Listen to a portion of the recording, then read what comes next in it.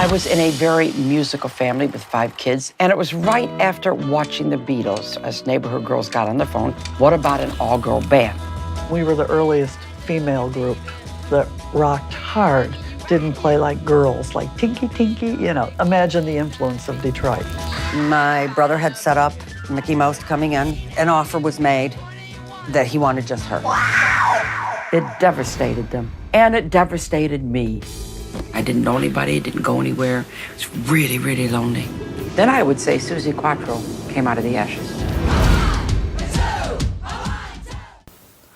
Hello and welcome to the Matt's Movie Reviews podcast. I am your host Matthew Pejkovic and this is episode number 264.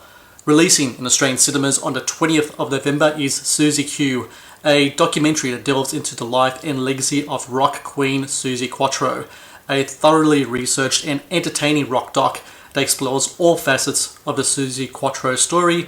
The film is also a 4.5-year labour of love for its director, Liam Firmager, who joins me now on the podcast. Liam, I thank you very much for joining me today. No, thanks for having me, Matthew. Cheers. So I guess my first question is, when you look at the legacy of Suzi Quatro, we're talking about over 55 million albums, countless worldwide hits for decades, the queen of rock music, yet your documentary, Suzi Q, is the first one to be made about her. How shocked were you about that fact, and why did you take it upon yourself to change that? Well, I actually always wanted to do a music documentary. I'd done a number of films, but, being a musician, it was kind of my first love. So I was looking around for a suitable subject to tackle it. I was speaking to a friend who'd said, no one's ever done a doco on Suzi Quatro. And I was like, no, that's not true. And so I jumped on Google and did a bit of a search and realized it was true that no one had actually done one. And I was shocked. I was like, but she's a legend. She's an icon. How could no one have made a doco? And I did further research and found out that someone had attempted one in LA about, 15 years ago, but it had stalled and hadn't been finished. And I assume that was because they probably hit that wall of licensing fees, because it is an expensive exercise to do sort of a comprehensive music doco. I mean, music and footage licensing is quite phenomenal. So I knew I had a challenge ahead of me in terms of actually, approaching this. So I reached out to a friend, Tate Brady, who was a producer, and I knew he was a bit of a rocker at heart as well. So I sort of went over to his place and said, hey, look, I've actually been talking to Suzi Quatro, and I pitched her this idea, to make a comprehensive doco about her life. And she was actually really enthusiastic. She was completely up for it and said, look, so long as it's truthful, I am on board. Yeah. And so with that in mind, Tate said, yep, that sounds great. And we knew it was daunting and we knew the challenges ahead, but we just thought it was too good a story not to cover and do. Hence why it took, 4.5 years. 2 years was obviously work with filming and research and interviews and traveling around. But then you had almost 12 months of actually chasing up licensing and publishing, and, you had to actually account and pay for every photograph that appears in the documentary. So that was actually a very long-winded process and, at times frustrating. But we actually managed to get it across the line. You mentioned before you made your pitch to Suzi. Whenabouts did you meet her? I hadn't met her prior to that. So through a mutual friend, I had actually reached out to her and sort of said, hey, Suzi, this is what I have in mind. Would you care to Skype and discuss? Which she did. So we had actually had a couple of Skype sessions, but the first one I sort of said, look, straight off the bat, I have to admit, I'm not a fan. And she was a bit shocked, and I went, I don't mean I don't like you. I really do like you. I actually really admire your career, but I'm a product of the 80s, so I was too young to really catch, your big rise in the 70s. So you're always on my radar, but I was never fully aware of your story. And she really liked that because she didn't want somebody who was a a fawning fan to do some big puff piece of adulation. She wanted someone who was objective, somebody who would actually approach it, very objectively and actually get to the heart of the story and be, very truthful. Because she didn't mind it if it was embarrassing at times or cringy at times or confronting at times. Our agreed mantra from the beginning was, as long as it's truthful. So 4.5 years working on a project. You began around the time that Suzi did her big kind of farewell tour, which of course wasn't the farewell tour. She's touring again and she's got a new album, etc. Do you think at that time when she was saying goodbye to the touring game, especially touring Australia, which she'd been here so many times, that she might have seen the documentary as a chance to really put that final explanation point on her career and really look back and present the legacy the way she wanted it to be told? Yeah, I think in part there is some truth to that. I did actually meet her right at that point of the final tour, the farewell tour.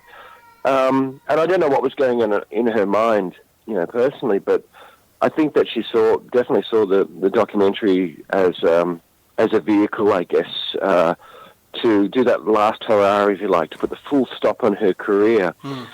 But after sort of going through the process and making the doco, and we've had screenings, screenings at film festivals, and we had the big premieres in Melbourne, Sydney, and Brisbane, and the reaction that we got for the film, I wouldn't be surprised if she just keeps going well into her 70s and 80s.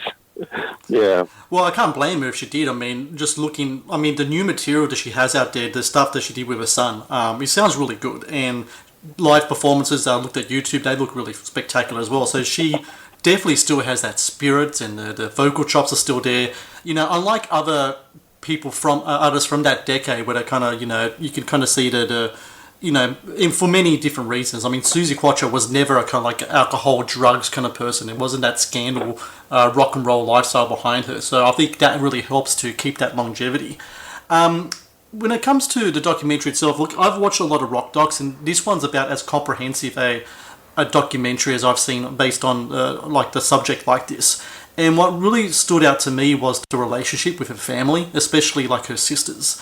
There does seem still to this day a lot of kind of friction there. Was it easy to get them on board considering the kind of strained nature of their relationship with Suzi? Well, I mean, I think you hit the nail on the head when you said that she's kind of lived a very, straight and narrow life. She didn't have any sort of raging drug habits or become an alcoholic or, have any sort of tragedy that so many people at that level of fame suffer, because as you know, most music documentaries are posthumous, where the subject has tragically died. Yep. Whether in a plane crash or in the bathtub. So to me, the real challenge was, okay, so what is the story here? Because we're not tackling this from that traditional arc of tragedy and sort of retrospectiveness. So I really wanted to, sort of make a great film about her. But what was the direction here? And I thought, okay, I don't want to do something that it mythologizes her. I want to do something that personalizes her. Yeah. And I really wanted to show the real Suzi Quatro to people, not the icon, but the person behind that. I don't think a lot of music documentaries, if any, really do that. So that was kind of like, okay, this is my direction with this. And so the next step obviously was, okay, so what kind of access do I have here? But her family are actually really great. So her sisters are lovely. But there is this ongoing tension and resentment in the family that has been there since Suzi left home. Because initially they were kind of, they were a music band. They were kind of in the same mold as the Jacksons or the Osmonds. Her band, the Pleasure Seekers, all sisters. They really wanted to make it. They wanted to be this kind of family successful group. Full support of the father, who was a musician himself. Yep. But when Suzi made that decision to leave after receiving an offer, a solo contract with Mickey Most, and she left to go to London, I think there was something broken there with the family bond. And because she made it so big and was so successful, I suspect they felt left behind. On the flip side of that, you look at also the impact that her career had on like just on a whole bunch of different musicians who are legendary in their own right. I mean, you got Joan Jett, and Alice Cooper, Debbie Harry, Sherry Curry, Tina Weymouth from Talking Heads. How did you come up with the list of people you wanted to interview? Are these people that were recommended from Suzi, or did you kind of like look up interviews with these artists themselves and saw that they cited her as an influence? Yeah, it was actually both. I'd actually asked Suzi, look, to begin this process, who do you think I should talk to? Because I really wanted to have that validation of her peers appear in the documentary and talk about how influential Suzi was and what she meant to them. Yep. And surprisingly, that process was really easy because Suzi handed me a couple of names because, she's friends with them. And I rang them up and I said, listen, I'm doing this doco. Would you be interested in participating?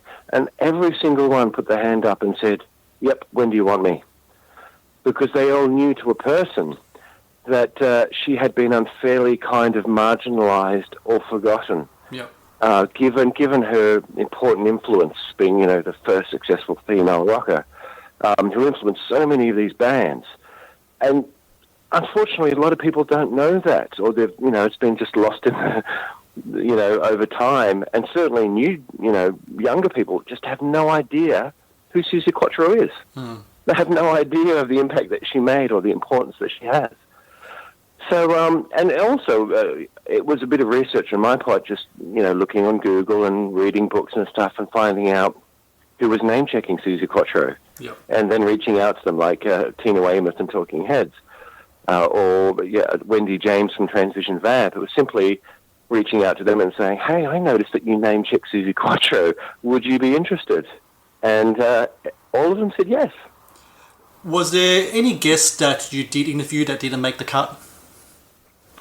Yeah, there was a couple of them, and it's always very hard to decide what stays in and what goes out because you've only got a certain running time, and you have to tell a very tight, comprehensive story that the narrative carries and makes sense. So, unfortunately, I had a wonderful interview with Martha Reeves from Martha and the Vandellas, Dancing in the Street fame.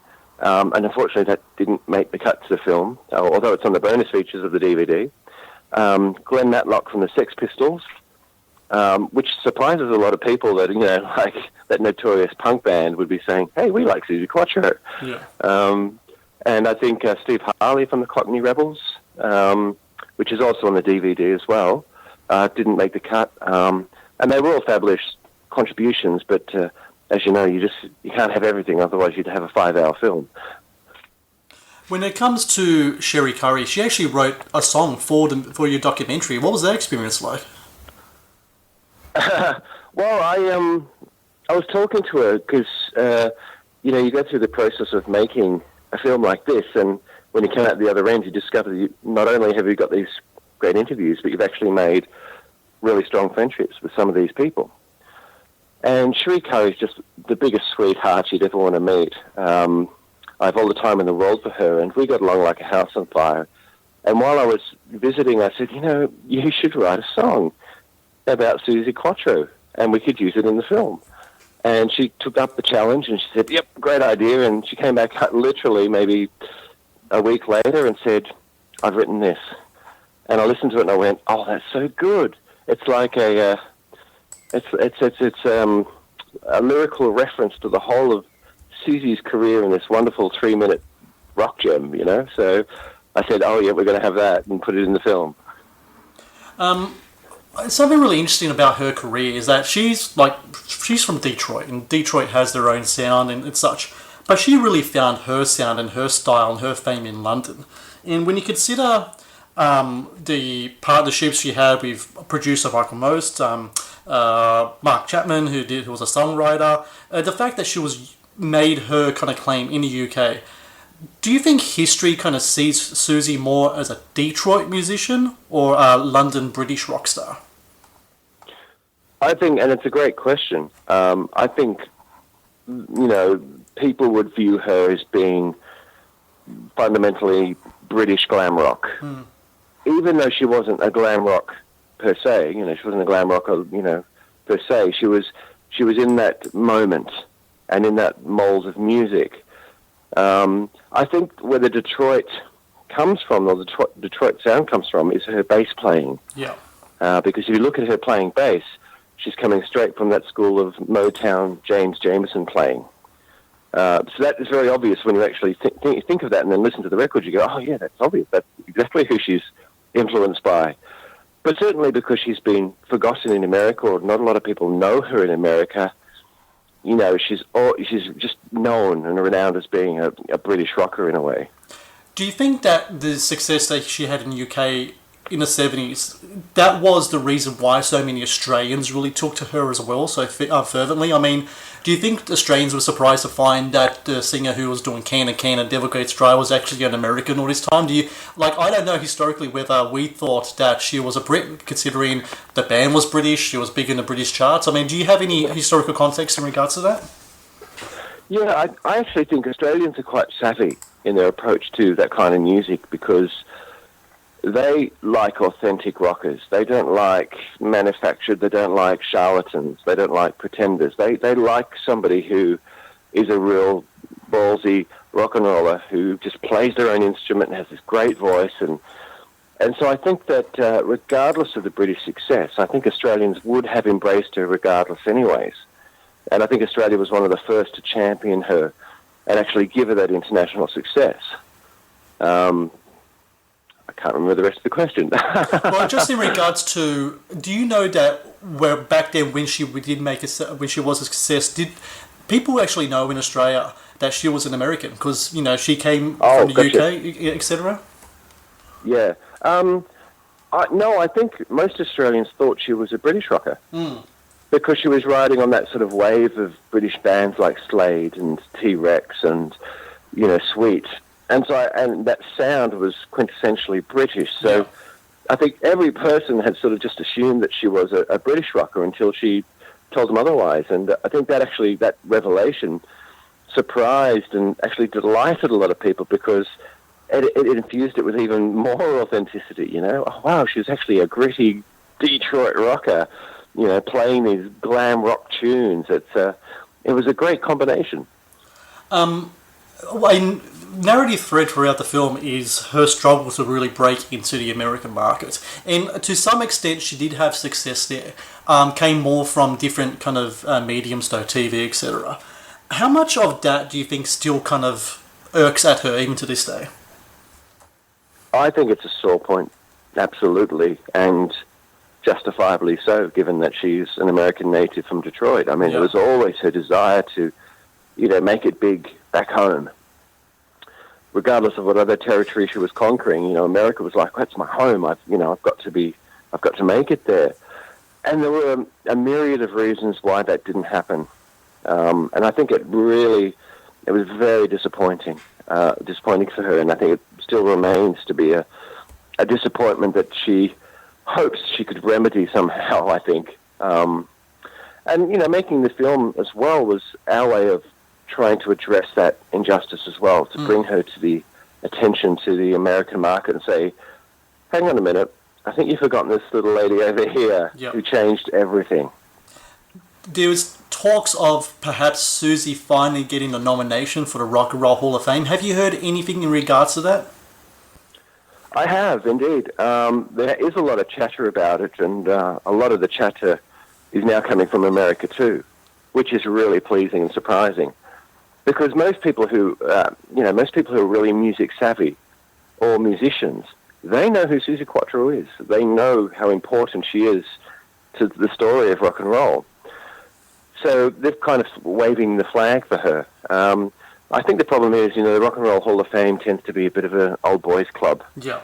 And they'll keep sort of churning up the same hoary old rockers from the 70s, and here's another blokey band, and here's another blokey band. And whenever they do nominate a woman, it's usually very tokenistic. And it's usually a woman that sold, millions and millions and millions of albums in America. So, they can nominate and induct the Velvet Underground, who didn't sell anything, but were very influential, but they still haven't inducted Suzi Quatro. I usually find as well that when it comes to the Rock and Roll Hall of Fame, it takes a lot of campaigning from other musicians to really kind of push a fellow musician to get in there. And just looking at the testimonials from, and I'm just going to name the names again, it's just a who's who of rock legends: Joan Jett, Alice Cooper, Debbie Harry, Sherry Curry. I really do hope that alongside with the documentary, what this documentary can hopefully do as well, that they will also kind of carry the cause and try to get her in there.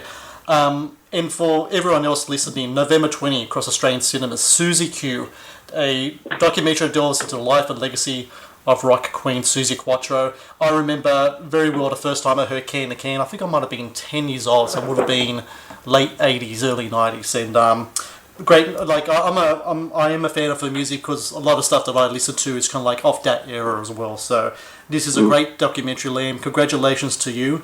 And I encourage everyone out there to check it out. And Liam, I thank you very much for your time again today. Thank you so much, Matthew. Been a delight.